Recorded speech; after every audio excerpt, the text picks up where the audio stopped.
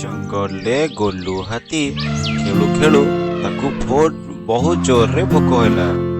ମନପସନ୍ଦର ଖାଦ୍ୟ ନ ମିଳିବାରୁ ସେ ବହୁତ ବ୍ୟସ୍ତ ହୋଇ ପଡୁଥାଏ ଏବଂ ଏଣେ ତେଣେ ବୁଲୁ ବୁଲୁ ହଠାତ୍ ଗୋଟେ ଗାଢାରେ ପଡିଗଲା। ବାପରେ, ଏତେ ବଡ ଗାତ, କେମିତି ଜାଣିପାରିଲିନି ପଡିଗଲି। ଓହୋ, କଣ କରିବି, ଭୋକ ବି ଲାଗିଲାଣି। କିଏ ଅଛ, ମତେ ଗାତରୁ ବାହାର କର, ରକ୍ଷା କର ଏଥିରୁ। ଗୋଲୁ ହାତୀର କଥା ଶୁଣି ମାଙ୍କଡଟିଏ ଆସିଲା। ଗୋଲୁ ଭାଇ, ତମେ କେମିତି ପଡିଗଲ ଗୋଲୁ ଭାଇ? ଜାଣିପାରିଲିନି ପଡିଗଲି। ଓହୋ, ମତେ ଏଥିରୁ ବାହାର କର।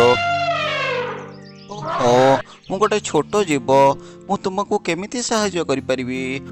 କିଛି ଗୋଟେ କରିବାକୁ ହବ। ହଁ ଗୋଲୁ ଭାଇ, ତମେ ଏଇଠି ରୁହ, ଜମା ବ୍ୟସ୍ତ ହୁଅନି। ମୁଁ ମୋ ସାଙ୍ଗମାନଙ୍କୁ ଡାକିକି ଆଣୁଛି, ଯେମିତି ହେଲେ ତମକୁ ଏ ଭିତରୁ କାଢିବା। ଶୁଣ ସାଙ୍ଗମାନେ, ଗୋଲୁ ହାତୀ ଗାତରେ ପଡି ଯାଇଛି। ଆମକୁ ତାକୁ ଗାତରୁ ବାହାର କରିବାକୁ ହବ। ହେଲେ କେମିତି?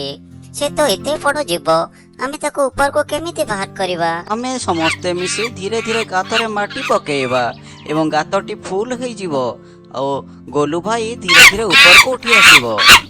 ତାପରେ ମାଙ୍କଡ ମାନେ ହାତୀ ପାଖକୁ ଗଲେ। ଆମେ ଆସିଗଲୁ ଗୋଲୁ ଭାଇ, ତମକୁ ଉପରକୁ ବାହାର କରିଦବୁ। ହେଲେ କେମିତି? ଏତେ ଛୋଟ ଛୋଟ ହାତରେ ତମେ କେମିତି ଗାତ ଫୁଲ କରିପାରିବ? ତୁମେ ଜମା ବ୍ୟସ୍ତ ହୁଅନି ହାତୀ ଭାଇ, ଯେପର୍ଯ୍ୟନ୍ତ ତମେ ବାହାରକୁ ନ ଆସିଛ, ଆମେ ସେମିତି ମାଟି ପକେଇ ଚାଲିବୁ।